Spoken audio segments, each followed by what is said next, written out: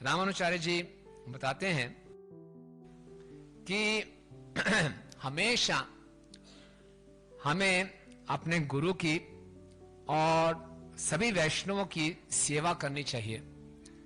केवल गुरु की ही नहीं, वैष्णव की भी वैसी सेवा करनी चाहिए जैसे हम गुरु को आदर देते हैं, वैसे हमें सभी वैष्णवों को आदर देना चाहिए। इन्होंने दिखाया अपनी इस लीला से। फिर बताया कि अपने दिन और रात को आप इंद्र तृप्ति में व्यर्थ ना गवाइए। शास्त्रों को छोड़कर बाकी सारी जितनी पुस्तकें हैं वो बिल्कुल बेकार हैं। प्रतिदिन शास्त्रों का अध्ययन अवश्य करें। बहुत सुंदर शिक्षा है। और उसको बताया जितना प्रेम और भक्ति के साथ हम हरि नाम का जप करते हैं, उतनी प्रेम और श्रद्धा के साथ हमें भक्तों के नाम का भी गुणगान करना चाहिए। समझे आप?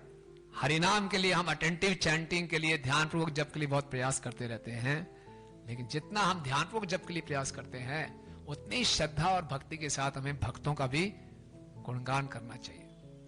फिर उन्होंने बोला कि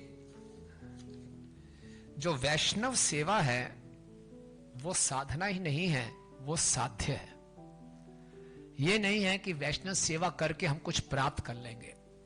हमारे जीवन का साध्य ही वैष्णव सेवा है। ये कितना सुंदर शिक्षा है। और फिर आगे बताया वैष्णवानांच जन्मानि निद्रा आलस्यानि यानि च दृष्ट्वा तान्या प्रकाशयन्ति जानेभ्यो न वदेत क्वचित। वैष्णवों के जन्म, वैष्णवों की निद्रा, वैष्णवों को आलसी या उनका खाली देखकर कभी भी इस बात का ढिंडोरा नहीं पीटना चाहिए कि मैंने देखा जी वो प्रभु जी सो रहे थे, वो प्रभु जी खनाटे मार रहे थे, वो प्रभु जी खाली बैठे थे, है ना।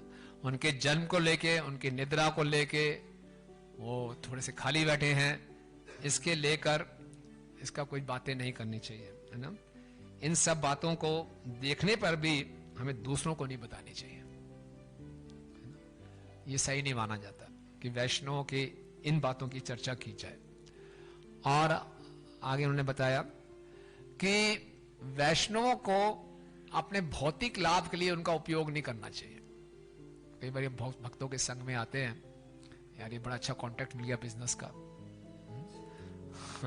मेरा बिजनेस आगे बढ़ेगा, तो भक्तों के बीच में आगे बिजनेस के कांटेक्ट ढूंढते हैं या अपने बिजनेस को आगे बढ़ाने की सोचते हैं, तो हम साधु संघ का गलत उपयोग कर रहे हैं। तो भक्तों को कभी अपने भौतिक लाभ के लिए उपयोग नहीं करना चाहिए।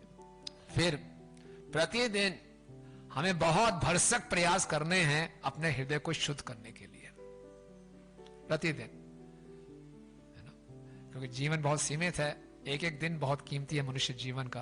प्रतिदिन खूब प्रयास करें, यानी कि खूब अच्छे ढंग से हरि नाम लें, भक्तों की सेवा करें, शास्त्रों का उच्चारण करें, अपने हृदय को शुद्ध करने के लिए। प्रतिदिन कुछ समय निकाल के हमें गुरु के गुणों को ध्यान देना चाहिए। केवल व्यास पूजा के दिन ही नहीं, उनका गुणगान करें। प्रतिदिन एक नियम हो कि गुरु और वैष्णव के गुणों को हम उनका मनन करें, उनका गुणगान करें। भक्तों को कभी भी अपने भविष्य के बारे से डरना नहीं चाहिए, भविष्य के बारे में इतना चिंता नहीं करना चाहिए, भविष्य को लेकर भयभीत नहीं होना चाहिए। ओके। और जो गुरु के द्वारा दिया हुआ मंत्र है उसको बड़े उत्साह से उच्चारण करना चाहिए। हरे कृष्णा कृष्णा कृष्णा हरे हरे, हरे राम राम राम हरे हरे। श्री रामानुचार्य जी की जय। रामानुचार्य